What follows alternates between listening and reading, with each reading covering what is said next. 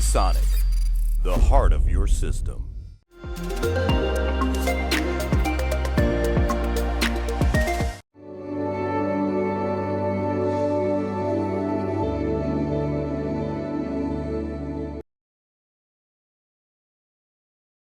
I'm the awarded for Kit Guru. I'm here at Computex 2019 with Gordon from PCWORLD.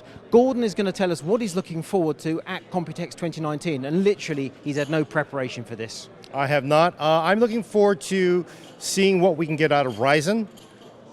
We obviously have the big news, 12-core Ryzen.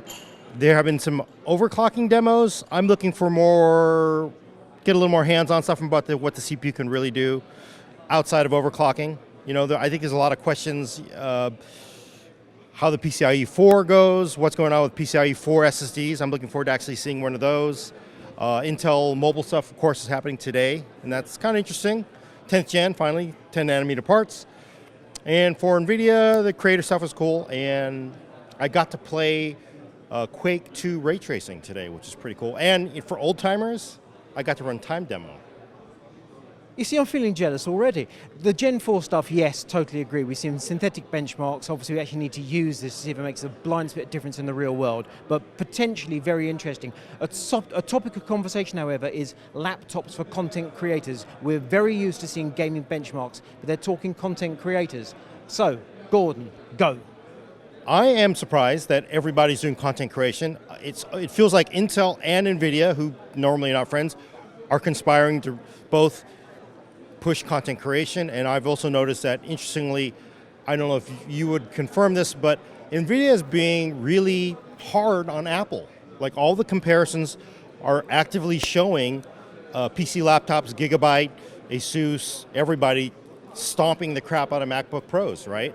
I mean, they showed that in a keynote, right? They talked about it in a keynote. Hey, by the way, your MacBook Pro sucks. Look what you could do if you had an RTX laptop.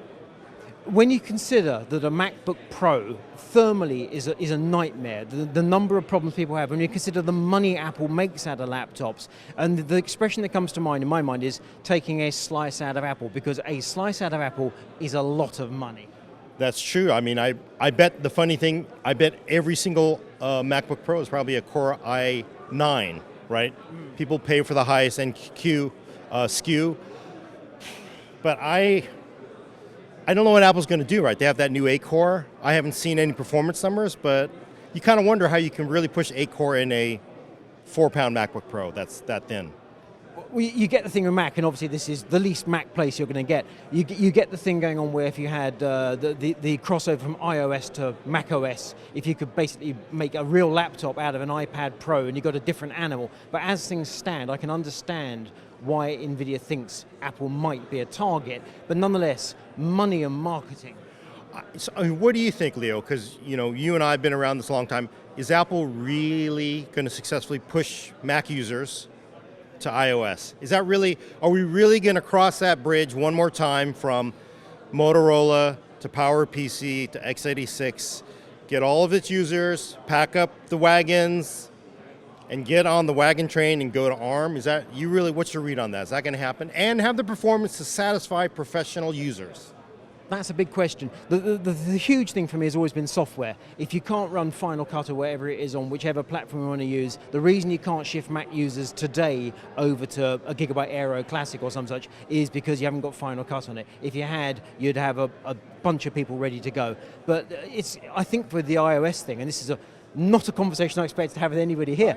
It's things like control of the file structure and such like. It suddenly comes down to that sort of thing, and I'm convinced Apple's kept that locked up because that's how they segregate their markets. I mean, they're worth how much money?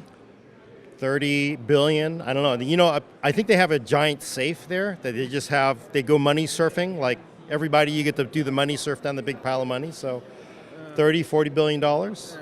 Cash in the bank. Cash in the bank, literally. Uncle Scrooge, safe with all the money in there.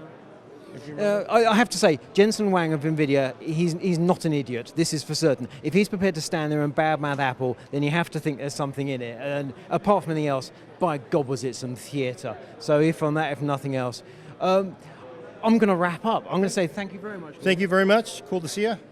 If you like this video, give it a thumbs up. Do head over to PC World, obviously, but head over to Kit Guru more. Click the bell button. We'll let you know about new videos as they become available. I'm Leo Ward for Kit Guru. This is Gordon from PC World. Have a good day.